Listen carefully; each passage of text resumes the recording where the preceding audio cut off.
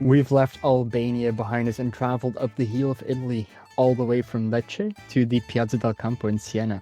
We've had bunch sprints, reduced bunch sprints, a race against the clock, a breakaway, a finish on top of a mountain, and now a mini monument as well. Danish dynamite Mats Pedersen ruled in 3 out of the first 5 stages. He was only interrupted by time trial phenomenon that is Josh Tarling and the surprising Casper van Dusen, who brought some needed relief to the pretty ailing team picnic personnel. Caden Gross put an end to his dry spell and continued his magical Grand Tour streak after a stage that brought disaster to the peloton on Naples' slippery roads. Jai Hindley, the former champion of this race and last lieutenant for Primož Roglič, had to abandon with a broken vertebra and concussion. Sadly, he's not the only GC hopeful that had to leave with a broken back. The hopes for the Landismi in this Giro were short-lived after a high-speed crash in a descent on stage 1 took Mikkel out of this race. The remaining GC men got to fight it out mano a mano for the first time on stage 7, where Juan Ayuso spotted a flicker of weakness in the eyes of his Slovenian rival and drew first blood in what we then assumed would be a one-on-one fight. A day later, Luke Plapp completed a career dream and won a Grand Tour stage, and he did so in pretty stunning style. And that brings us to stage 9. Where do we begin to describe stage 9? The white Tuscan roads, which offer a spectacle in spring, repeated their magic in early summer. 5 sterati were enough to produce a stage that will be remembered for years to come. Misfortune for Roglič and Pidcock, and a showcase of what the INEOS Grenadiers can muster. The talent of the next generation on full display, and Ayuso Del Toro shines bright in the Maglia Rosa. But maybe most of all, the return to winning ways by Wout van Aert. Months of suffering and doubt cast aside in one swoop. 9 stages deep into the 108th Giro, and we find ourselves with stories to fill hours of conversation, but we're going to try and condense it into a fun-sized 45-minute episode. I am Bram, and I'm joined by my co-hosts Ethan and Joe. Welcome back to Domestique Cycling Podcast.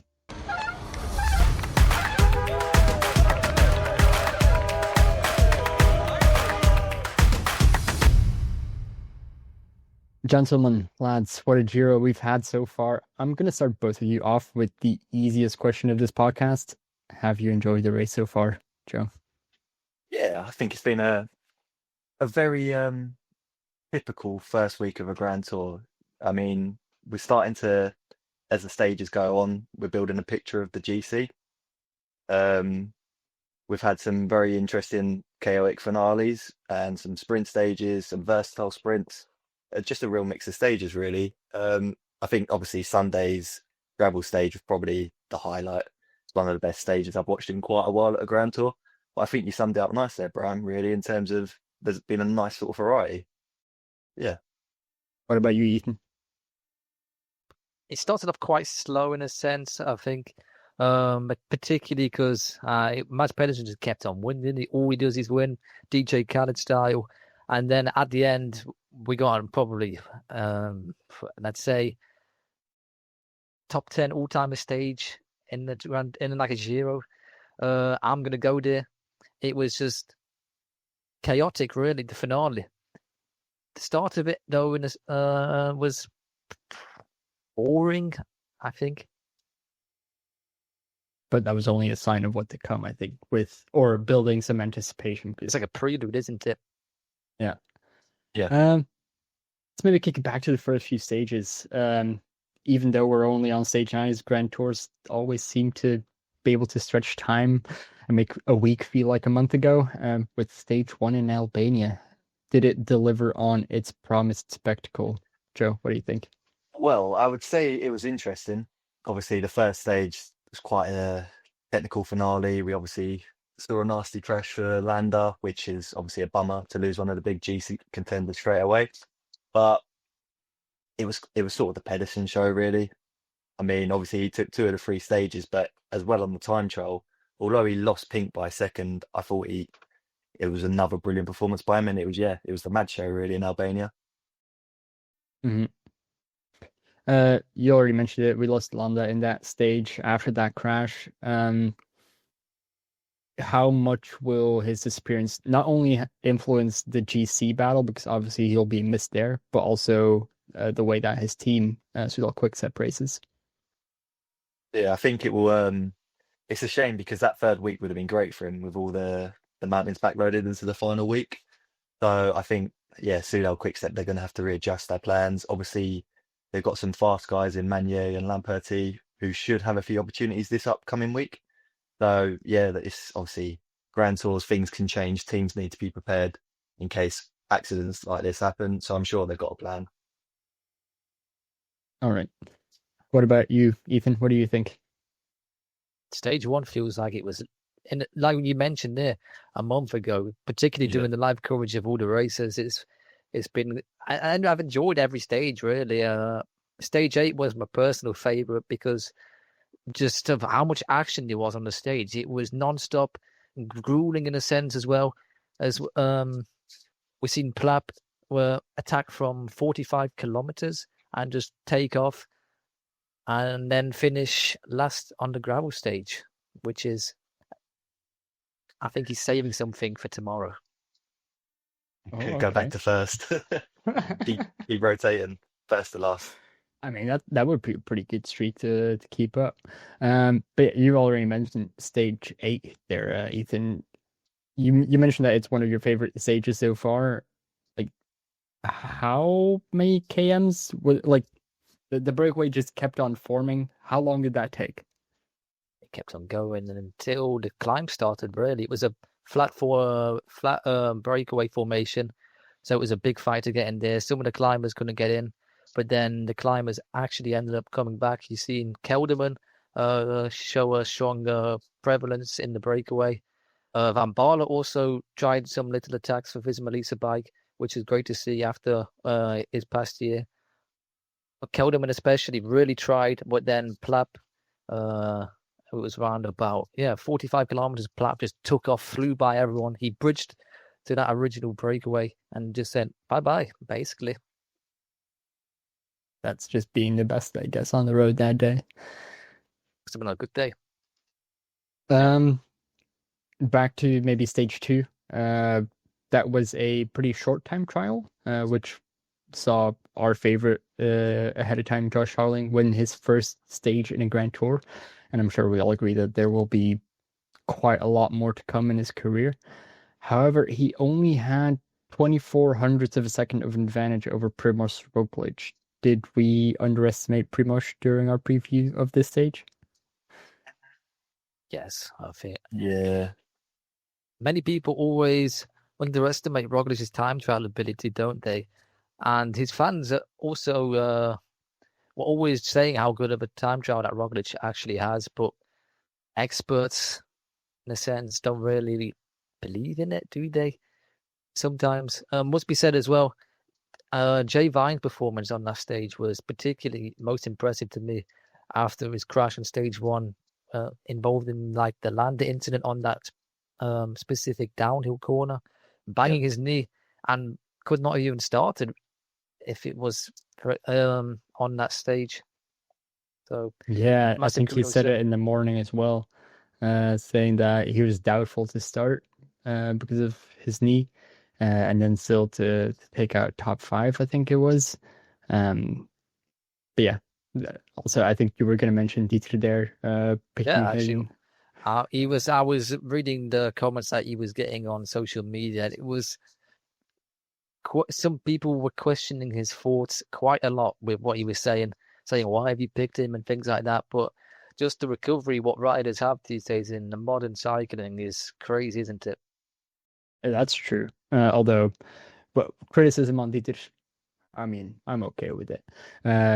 He's last in Domestique Picks right now, so who's first? The crowd, actually. Yeah, out of the Domestiques, who's first? Actually, yep. Who the Domestiques? Is it you now? It is me, yeah, still. Well, that just goes to show how much we know all about it. Crowdsourcing picks is still the best way to do it. Anyway, so for the people who don't know, you can pick your stage's favorite on our social media, and well, I don't think you're going to win anything, but you can look pretty awesome once you get it right. And most of the time, the crowd gets it right, and we don't. Most of the time, yeah. I think 5 or 6 out of the 9 stages we've had so far, the crowd has had the correct winner. So kudos to the crowd. And when it was on the stages in Napoli, I seen someone comment Caden Groves. No one else commented Caden Groves, and Caden Groves won. So it's bragging rights, isn't it? Unexpected. It's bragging rights when you pick the winner. So yeah.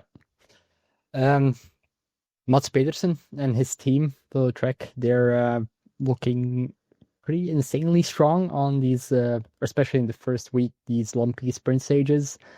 I know it's very early in the race, but do you think he's got the Ciclamino jersey locked in yet? Yeah. That's a lock, really. I think he's just got to stay on his bike to Rome, really, hasn't he? I mean, if he's you already avoid got, yeah, go on, Ethan. Yeah, if you avoid it, it's just about keeping upright and not having any crashes, like the chaos we seen in the gravel roads yesterday, where the group of favourites, just things like that. Make sure to just stay out of it, and he has a team to position himself in good positions and stay out of that action and like the carnage, really, in a sense. Mm-hmm. Yeah, he's got a big buffer, and he's got, I think, 98 points over Olav Koy. He's going to be the main guy. I think Koy needs to clean up in this week, winning 2 or 3 stages to even have a chance. But then again, obviously Pedersen, we've seen in Grand Tours before, he gets in the breakaways in the managed stages, and he hoovers up points there. And I don't think Koy will be able to do that. He was in the breakaway on stage 8 all the time. Yeah, Pedersen is just that's competition is made for him as long as he stays on his bike. It's very Sagan-esque where he just goes in the breakaway. So, but we have to give a shout out to Mathias Vacek. I think up until that first 5 or 6 days, and until the end of the week, I don't think there's been arguably a better ride in the race. I mean, some of the lead outs that he's done for Pedersen, his climbing performances, the time trial, he's like an all-round beast, really, isn't he? We did say that he would be important at the start of the race, but I don't think we anticipated that he'd be this crucial and impressive, maybe. Yeah. I think he's even he's outrose our expectations, which is quite impressive. Yeah, they did. Ethan mentioned it at the preview, saying that maybe someday he could, or was it you, Joe? I've forgotten. That Vacek maybe one day could go for a GC in a Grand Tour.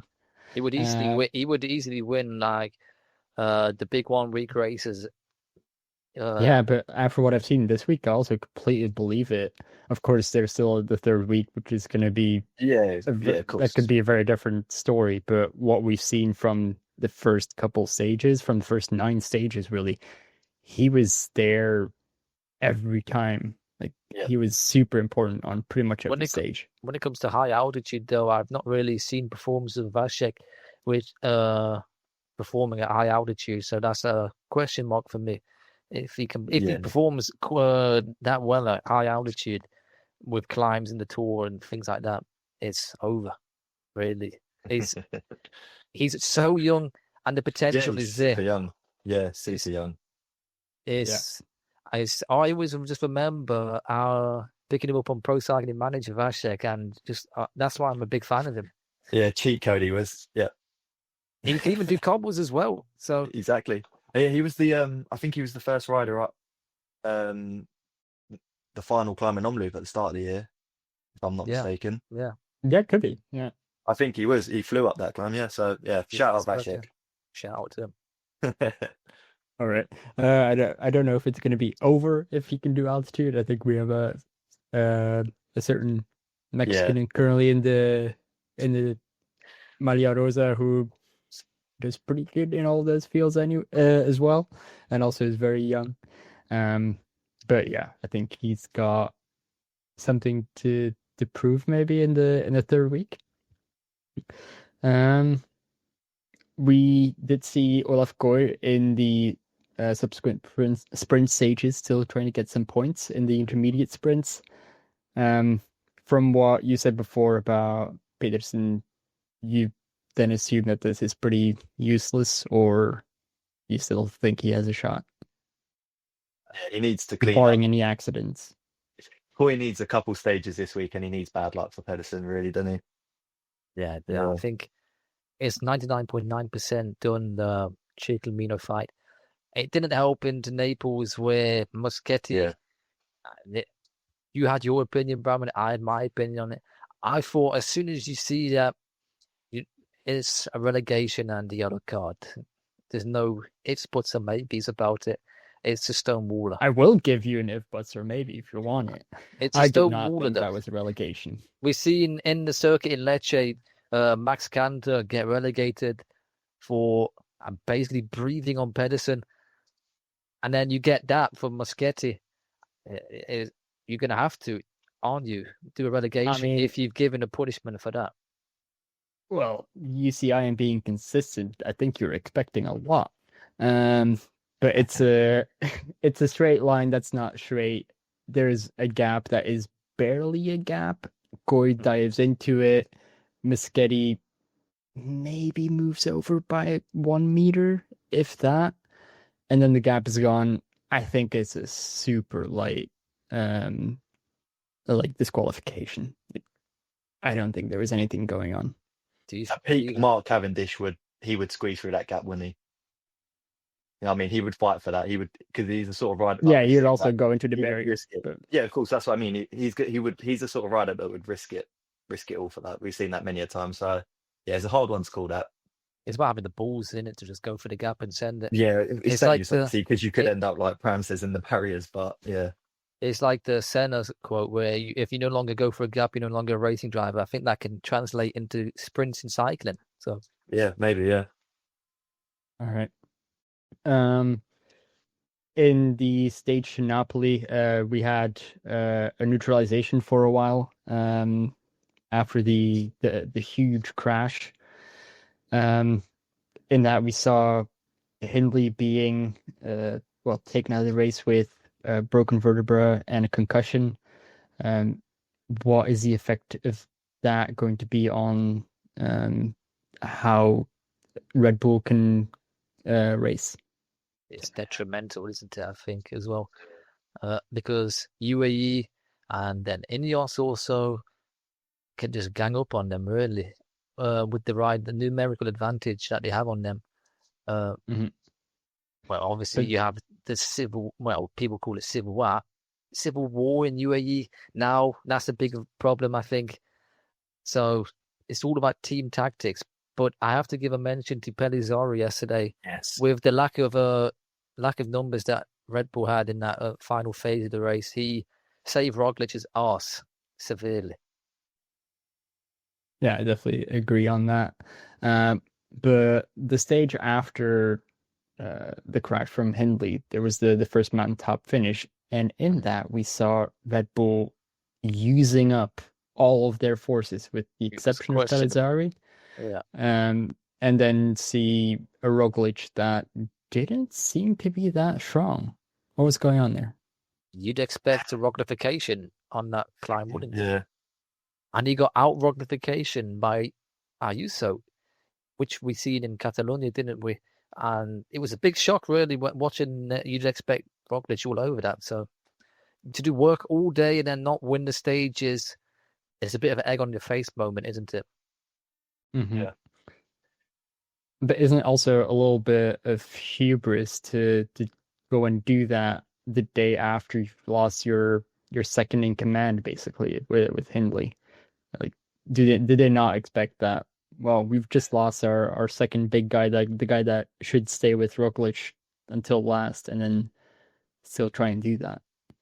Yeah, it's a gamble.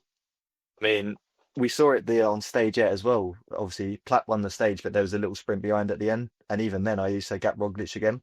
I don't think it's really a case of the legs, because in both scenarios, Roglic sort of closed the gap. I just think he was a bit slow off the mark and probably not in the prime position that he needed to be in.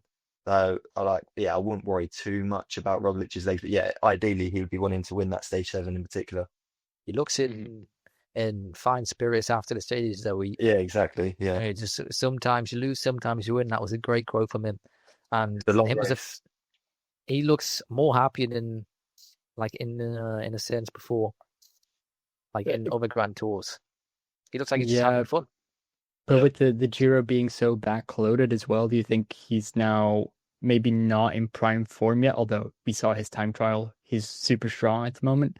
But that he's really still building towards that third week, and I think all the GC riders need to be doing that, or they're gonna fall through the ice at the end.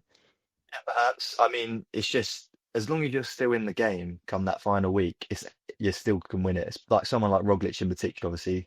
Others may be thinking getting to that final week and they might be fatiguing because we've seen quite a few riders quite aggressive. Like I said, Chicone has been on the attack quite a bit, but now Del Toro, obviously. So yeah, Roglic has kind of kept his powder dry and he's got the experience. He's won this race before. He's won many Grand Tours before. So I don't think he'll be worried. I think tomorrow's time trial will be interesting to see because that'll be a good indication of how his legs are. Because the gravel stage is hard to judge him because it was caused by an accident. Rather gravel stage is legs. also gravel stage is looking at so Yeah, and also making sure you're there, which Red Bull didn't help him yesterday, in my opinion. You see no. the when the gravel started, it was like only Pellizzari there, and then compared to UAE, who had the entire team there nearly, INEOS, who rode very good, in my opinion, as well there, and got kind of messed over with the Aronsman mechanical when he was with Rivera and Bernal, which that could have been a stage win. So yeah. Maybe let's talk about the advantage that or the disadvantage that Roglic had over Ayuso. But first, compared to Ayuso, it's I think 1 minute and 12 seconds at the moment. That's a pretty significant margin to be looking at after only 1 week of racing. Does he? What are your thoughts on that? Is that a huge problem or is that fixable? Fixable. Yeah, fixable. Even on someone like Ayuso, they were both kind of coming into this as equal rivals. If you take away the gravel stage, he's ahead.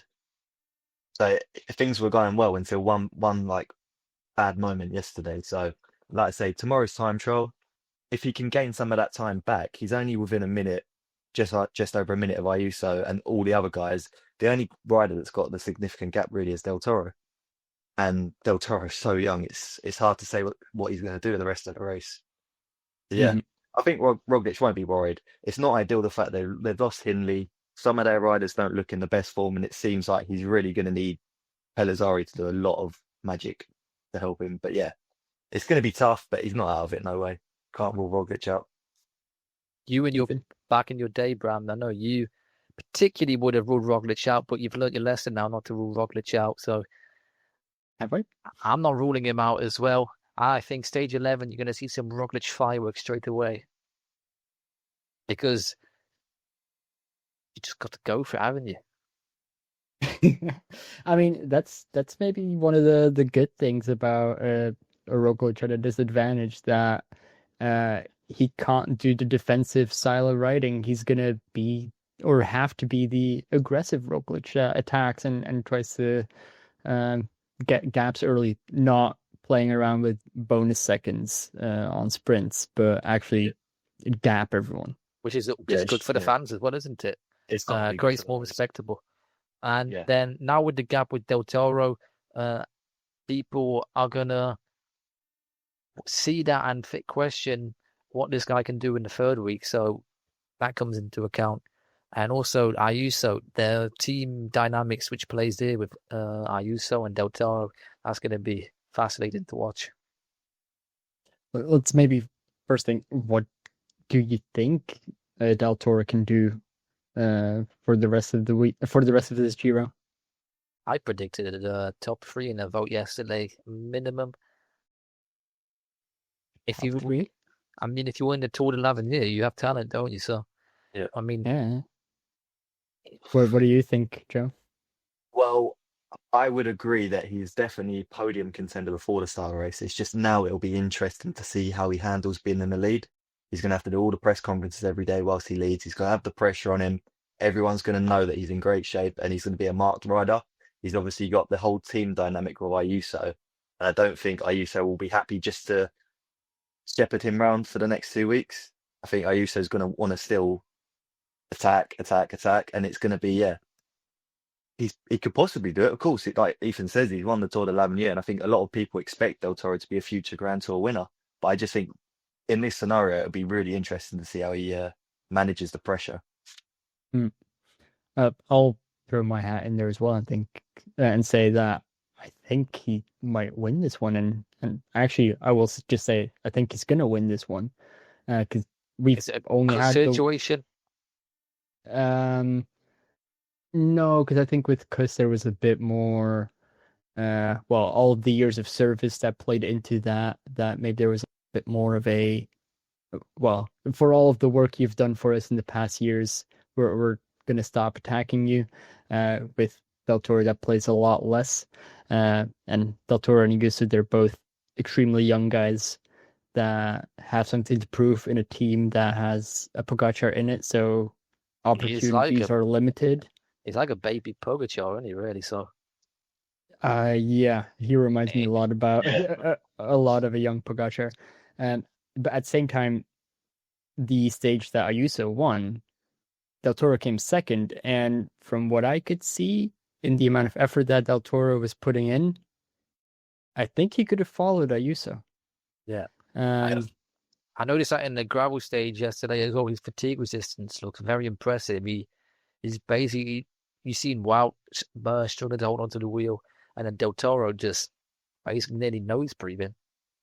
If Del Toro rides like this in the next 2 weeks, he's definitely going to win it. It's just a case of, is he doing too much too soon? The team dynamics, the pressure of a young rider from Mexico who's leading like a Grand Tour.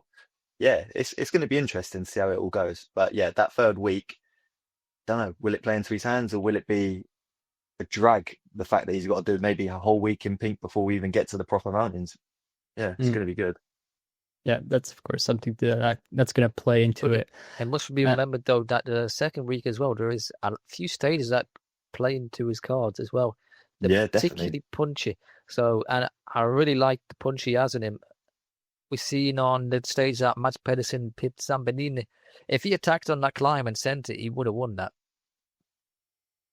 Yeah, I think he had a real shot on that. But talking about the team dynamic, on the stage that Ayuso won, we also saw Del Toro taking second place and sprinting to take bonification seconds away from Bernal and Roglic.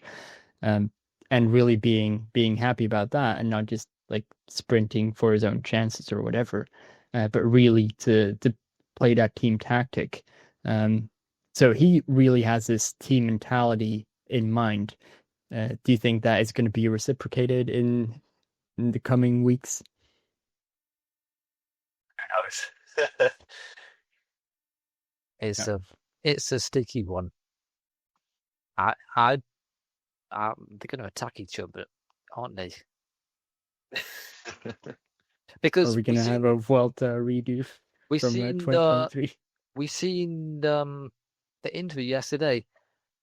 I'm pretty sure he said that he thought Bernal was Ayuso. That's why he attacked. I'm sure I've seen that. Have you seen that? Yeah, no, I saw that somewhere. Yeah. I have not seen that. And what? So if he's attacked thinking it's Ayuso, then that is spicy, is it not?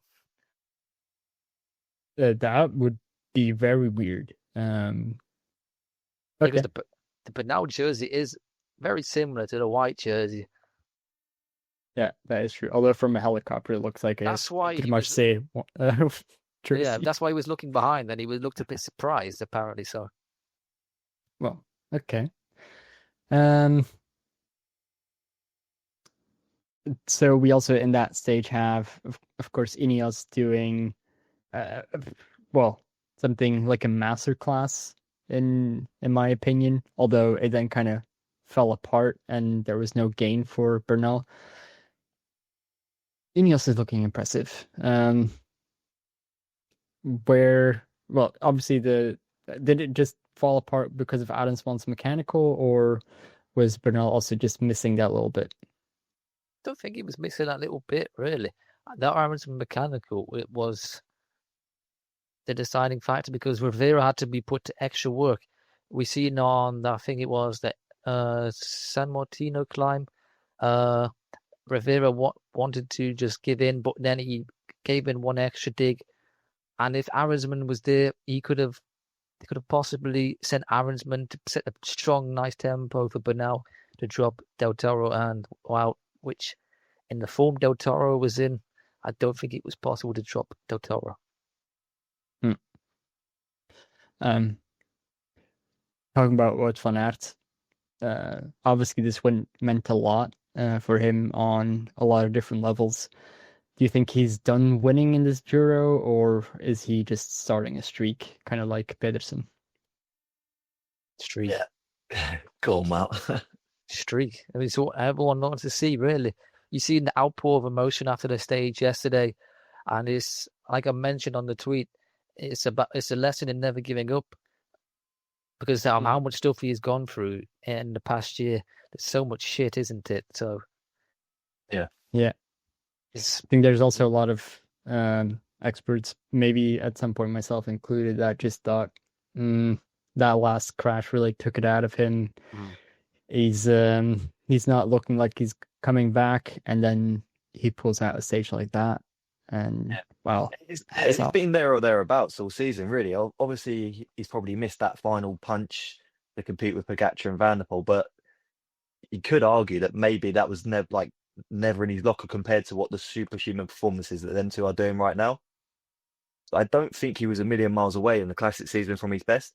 And obviously, he lost some of the sprints, whatever. It weren't ideal, but all he needs is one win just to light that spark again.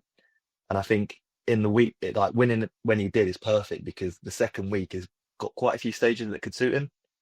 And I think there's a mixture between some that he'll be going for himself, and then there might be some that he might be working for Coy.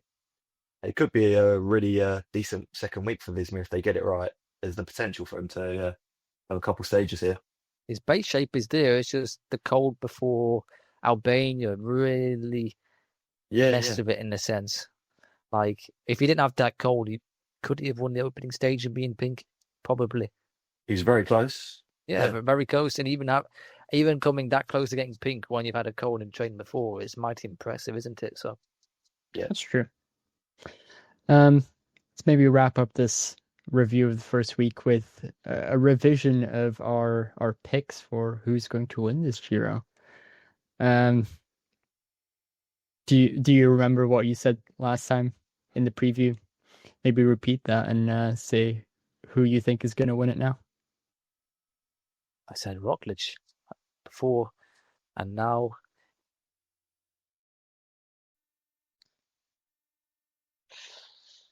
Egan Bernal. Bernal, okay. Because joining the club.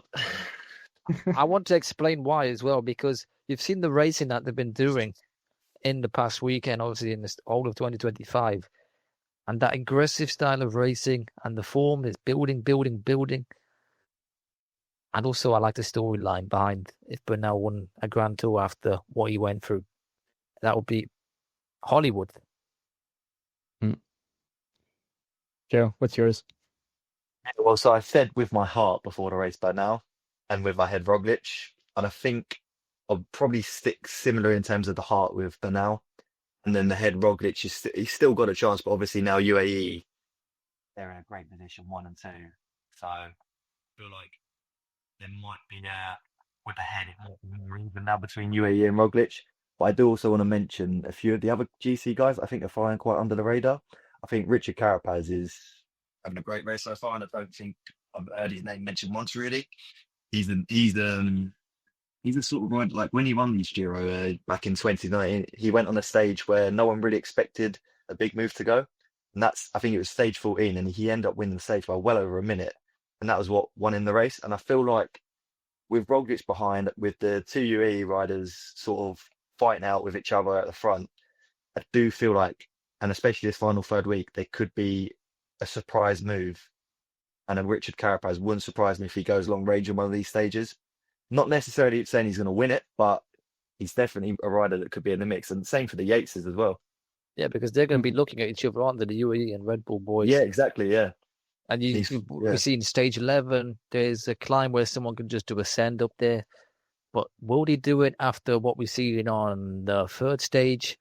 Because we could have seen more GC action there, but it was ridden very passively, in my opinion. Yeah. Mm-hmm. What about you, Bram?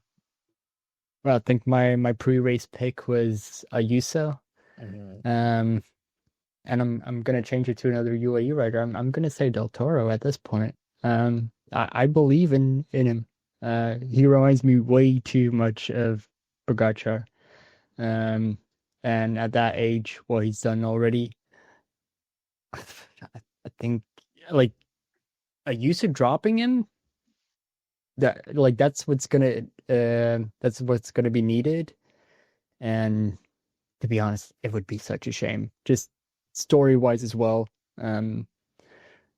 Mexican, 21 years old, winner of the Tour de l'Avenir. Yeah. You're not. That's the opinion I also hold. I don't think Ayuso is going to be able to drop him. Because he's so strong, and then he can just recover it with a sprint finish up a mountain, because it's difficult to tell who is better in that type of finish. I think on the very long climbs, Ayuso probably still has an advantage. Yeah. But it's going to be very interesting to see how long Del Toro can really hold on. But I believe in Del Toro to win the Giro. It's like the WWE thing that I believe in Joe Hendry, you believe in Del Toro. So for the fans of the WWE, they'll know that. So yeah, it will be epic to see. I think the scenes in Mexico, if he won, that would be amazing. Oof, that will be amazing. Party time. No, there. Definitely. All right, I'm going to wrap up this Domestique Cycling podcast. Thank you all for listening and watching. We'll talk to you soon.